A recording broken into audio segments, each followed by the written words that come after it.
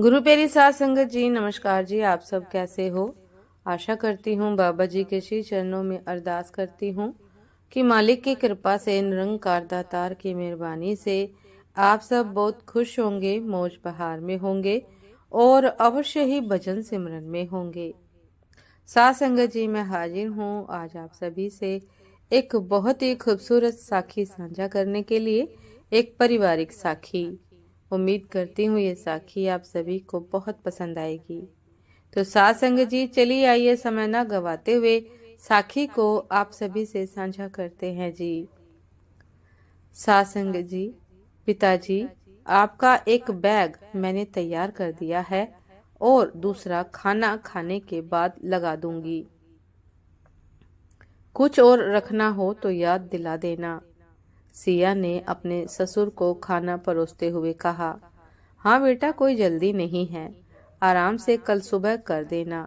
आज तो तुम थक भी गई होगी, तुम सो जाना।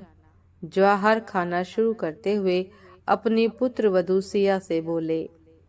जवाहर 3 साल पहले ही विद्युत विभाग से रिटायर हुए थे। रिटायरमेंट के बाद से ही हर साल अपनी पत्नी के साथ गर्मी के कुछ महीने हरिद्वार में बिता कर आते थे। वहां एक छोटा सा मकान खरीद लिया था, अतः ठहरने की कोई समस्या नहीं थी। जब वे हरिद्वार में रहते तो प्रतिदिन दोनों पति पत्नी आधा किलोमीटर पैदल चलते, घाट पर पहुंचकर गंगा स्नान करते और मंदिर में दर्शन करके पैदल ही घर लौट जाते। शाम को कभी कहीं भजन कीर्तन में तो कभी किसी मंदिर की आरती में शामिल हो जाते। जीवन का शेष भाग ईश्वर की उपासना और गंगा मैया के चरणों में समर्पित कर दिया था। साध संगत जी, जब अपने शहर में रहते तो प्रतिदिन दोनों पति पत्नी पार्क में टहलने निकल जाते और फिर मंदिर दर्शन करके लौटते। शाम को जवाहर जी के 2-4 मित्र इकट्ठे हो जाते तो धर्म और दर्शन की चर्चा होने लगती। बेटा आकाश भी विद्युत विभाग में काम करता था और बहू सिया एक नौकरानी के साथ घर के काम संभाल रही थी। पैसे की कभी कोई कमी रही नहीं, सब कुछ ठीक से चल रहा था। अगले दिन सुबह 10 बजे जवाहर जी को हरिद्वार निकलना था, इसलिए वह खाना खाने के बाद जल्दी ही सोने चले गए। पत्नी भी अपना छोटा मोटा जरूरी सामान इकट्ठा करके दूसरे बैग में जमाने लगी। सिया, सिया बेटा, देखो मेरा नया वाला चश्मा नहीं मिल रहा। सास ने सिया को आवाज दी। सिया अपने कमरे में किसी से फोन पर बातचीत कर रही थी। आकाश खाना खाकर टहलने निकल गया था। 2-3 बार आवाज लगाने के बाद सिया की सास उसके कमरे की ओर गई। उसका गला भरा हुआ था। फोन सिया के पीहर में रहने वाली पड़ोसी लड़की का था। मैं क्या करूं उमा, मैं अपने पास ससुराल में दादी को रख नहीं सकती। सिया फोन पर उमा से अपनी परेशानी साझा कर रही थी। मेरे सास ससुर को पता नहीं कैसा लगेगा। उधर दादी की दयनीय दशा सुनकर मेरा दिल रोने लगता है। मैं क्या करूं, कुछ भी समझ नहीं आता। सिया की आंखों से आंसू झर रहे थे। सिया की माँ सिया के बचपन में ही गुजर गई थी। अब घर में केवल सिया की दादी और पिता ही थे। सिया और सिया से बड़े 2 भाई अनुज और कमल के पालन पोषण की जिम्मेदारी दादी पर आ पड़ी। अपनी धार्मिक विचारधारा पर चलने वाली दादी का रुझान अब बिन माँ के बच्चों की ओर बढ़ गया। बड़े लाड़ प्यार से तीनों की परवरिश की। सिया चूंकि सबसे छोटी थी, अतः दादी उसे अपने पास ही सुलाती थी। सिया नाम भी दादी का ही दिया हुआ था। जैसे तैसे सब बड़े हो रहे थे, दादी उतना ही कमजोर हो रही थी। अनुज और कमल की शादी हो गई। अब सिया के लिए वर की तलाश शुरू कर दी गई। इसी दौरान सिया के पिता भी दुनिया से विदा हो गए। इस सदमे से दादी टूट ही गई थी। सिया के पिता और जवाहर जी एक दूसरे से परिचित थे। अपने मित्र के देहावसान की सूचना पाकर जौहर जी शोक संवेदना हेतु सिया के घर गए थे। बेटे का मित्र भी बेटे जैसा ही होता है। अतः सिया की दादी ने जौहर से सिया के लिए कोई अच्छा सा परिवार ढूंढने के लिए कहा। अम्मा, जौहर जी सिया की दादी से बोले, मैं सिया को अपनी बेटी बनाकर घर ले जाऊं तो? मेरा बेटा आकाश भी विद्युत विभाग में काम करता है, अच्छा वेतन और पक्की नौकरी है। सिया मेरे घर में जाएगी तो हमारे घर में रौनक आ जाएगी। दादी कुछ नहीं बोली, बस चुपचाप जौहर जी के चेहरे को पढ़ती रही। कोई जल्दी नहीं है। बहुओं और बच्चों से सलाह मशवरा लेकर बता देना, मैं इंतजार करूंगा। किससे सलाह लेनी और किससे मशवरा करना? उदास मन से दादी ने कहा। ऐसा लगता है कि दोनों बहुएं तो आफत टालने के लिए तैयार बैठी रहती हैं। पता नहीं क्या क्या लिखा है मेरे मुकद्दर में। पहले छोटी सी उम्र में ही पति अकेले छोड़ गए, फिर बहू चली गई और अब बेटा भी धोखा दे गया। मेरे तो प्राण सूख रहे हैं इसकी चिंता में। फिर भी पूछना तो पड़ेगा ही। हाँ अम्मा ठीक है, मैं फिर जल्दी ही आऊंगा। जौहर वापस घर आ गए।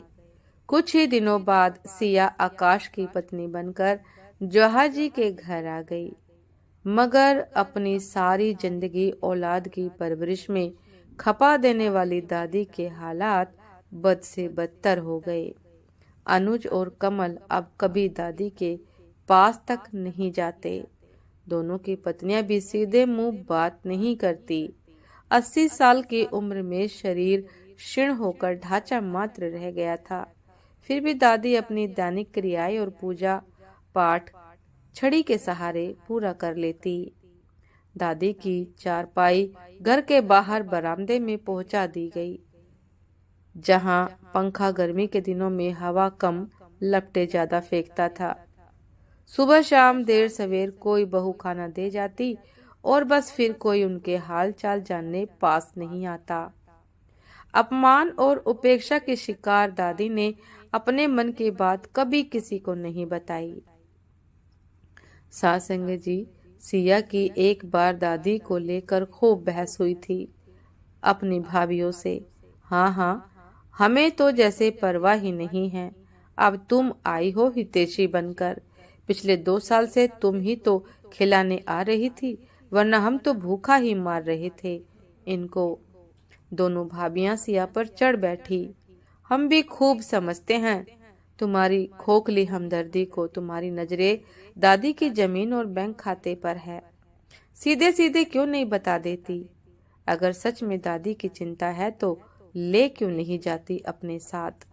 सिया अपना समूह लेकर खिसियाहट में अपने घर वापस लौट आई और आज फिर 1 महीने बाद उमा के फोन से दादी के बदतर हालातों की खबर पाकर सिया की अंतरात्मा दुखी हो गई। सास की आवाज सुनकर सिया ने अपने आंसू पोंछे और चश्मा ढूंढ कर दे दिया। चेहरे पर उदासी के हाव भाव साफ झलक रहे थे। अगले दिन सुबह हरिद्वार जाने के लिए जौहर जी ने अपनी गाड़ी बाहर निकाली और सिया के सिर पर हाथ फिराते हुए बोले, चिंता मत करना, हम जल्द ही वापस लौट आएंगे। माता पिता को विदा कर आकाश अपने ऑफिस चला गया और सिया अपने घर के काम निपटाने लग गई। शाम को घर के बाहर गाड़ी का जाना पहचाना सा हॉर्न सुनकर सिया चकित सी हो गई। अपनी गाड़ी जैसी आवाज थी। चेहरे पर फैल आई लटों को पीछे की ओर पलटती हुई सिया ने बाहर आकर देखा तो चौंक गई। सासंगत जी जौहर जी ही थे जो गेट खुलने का इंतजार कर रहे थे। पिताजी आप वापस? आप तो हरिद्वार? हाँ बेटा, हम दोनों ही वापस आ गए। अब हरिद्वार जाने की जरूरत नहीं है। हरिद्वार, ऋषिकेश, काशी, मथुरा, वृंदावन सारे तीर्थ स्थल तुम्हारे घर ले आया हूँ, हमेशा के लिए। जौहर जी ने गाड़ी का पिछला दरवाजा खोलकर अंदर की ओर इशारा कर दिया। सासू माँ के साथ दादी बैठी हुई थी। देखते ही सिया की रुलाई फूट पड़ी।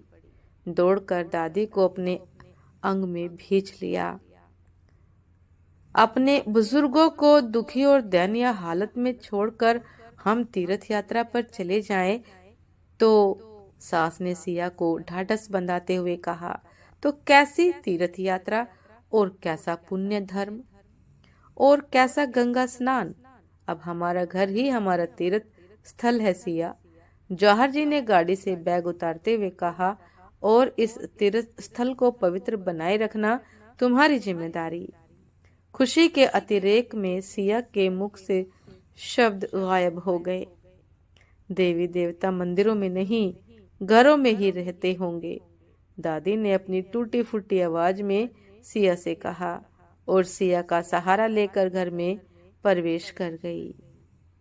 साथ संगत जी, ये थी आज की एक बहुत ही खूबसूरत साखी, एक पारिवारिक साखी। उम्मीद करती हूँ ये साखी आप सभी को बहुत पसंद आई होगी कि हम तीर्थ स्थानों पर माथा टेकते हैं, अरदास करते हैं, लेकिन उस अरदास का कोई मायने नहीं यदि हम अपने घर के बुजुर्गों का सम्मान नहीं करते हैं।